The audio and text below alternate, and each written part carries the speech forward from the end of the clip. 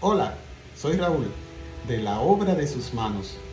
Y recuerda que no vengo a decirte algo, sino que tengo algo para decirte.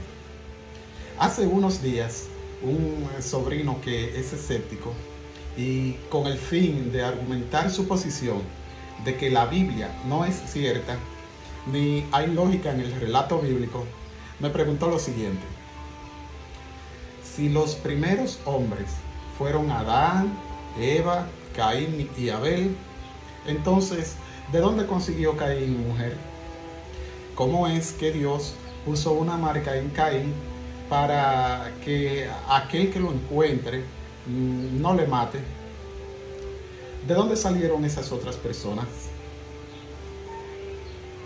Entonces, para responder a esta pregunta, primero nosotros debemos elegir un punto de partida de dos.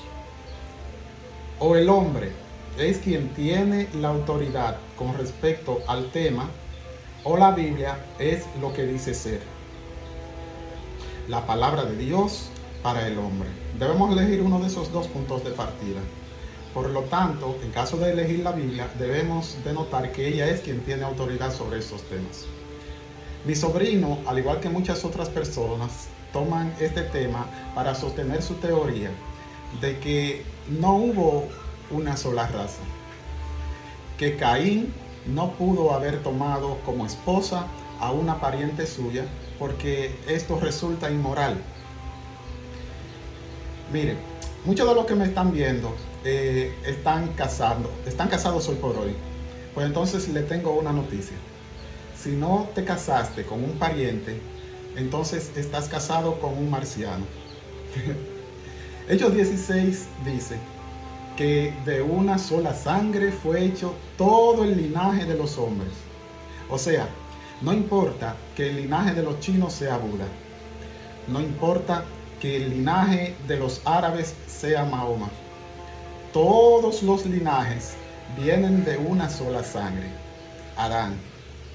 Y alguien me dice: oye, pero yo no veo hermanas aquí, solo veo a Caín, a Abel y luego Set, que vino por Abel. Sin embargo, si tú retrocedes a Génesis 5:4, vas a leer: y engendró Adán hijos e hijas. Según Josefo y según la tradición judía, dice que Adán tuvo hasta 40 hijos, o quizás hasta 60. ¿Y tú sabes cuál es la razón por la que no se detallan todos los nombres en la Biblia? Es porque la Biblia es cristocéntrica. Porque desde el principio del Génesis hasta el final habla de Cristo, señalando y glorificando al nombre de nuestro Señor Jesucristo. Entonces, ¿era inmoral casarse con un pariente en aquel entonces? No. ¿Y por qué? Porque en ese momento Dios estaba trabajando con su plan de creación. Dios estaba creando. Y en ese momento Dios le había ordenado a Adán y a su familia que debían multiplicarse. Él les dijo: multiplicaos y llenad la tierra. Y no fue hasta dentro de unos 2500 años después de la caída que Dios prohibió en Levítico 18 con Moisés el casarse entre parientes cercanos. En este momento Dios está sosteniendo la tierra, ya no la está creando. Su plan de creación ya culminó. Para empezar, Eva era perfecta.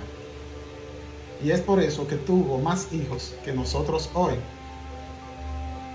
¿Por qué no pueden casarse parientes cercanos hoy y en aquel entonces sí? Esto se debe a los errores genéticos, biológicamente hablando. Antes de la caída, el ser humano no tenía errores en sus genes. Pero después de la caída, el cuerpo comenzó a deteriorarse. Comenzaron a aparecer errores y un padre le transmite esos errores a sus hijos. Luego estos le transmiten esos errores a la siguiente generación, tanto los errores de sus padres como sus errores propios. Y así se van a ir acumulando errores tras errores cada vez más de generación en generación. Así que tenemos más de 6.000 años de errores acumulados en toda la raza humana. Debido a esto, si tienes hijos con un pariente cercano hoy en día, hay más posibilidad de que tu hijo nazca enfermo o deforme. Pero si te casas con una persona que es más lejana en el parentesco, es más probable que donde tú tengas un error, la otra persona no lo tenga. ¿Qué es lo que sucede? Que cuando un gen bueno se topa con uno débil,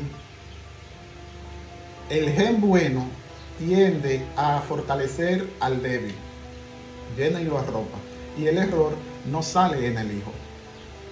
Mientras más tú te remontes al origen, hay menos errores.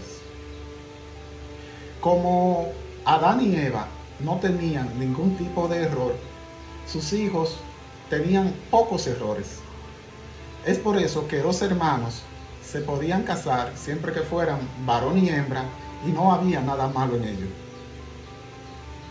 Así que estas y otras preguntas son muy fáciles de contestar y nosotros debemos estar preparados para dar respuesta a los escépticos, a nuestros amigos, a nuestros familiares y a nuestros hijos, y enseñarles que la Biblia sí es cierta y que tiene autoridad aún en aquellas cosas que nosotros no comprendemos.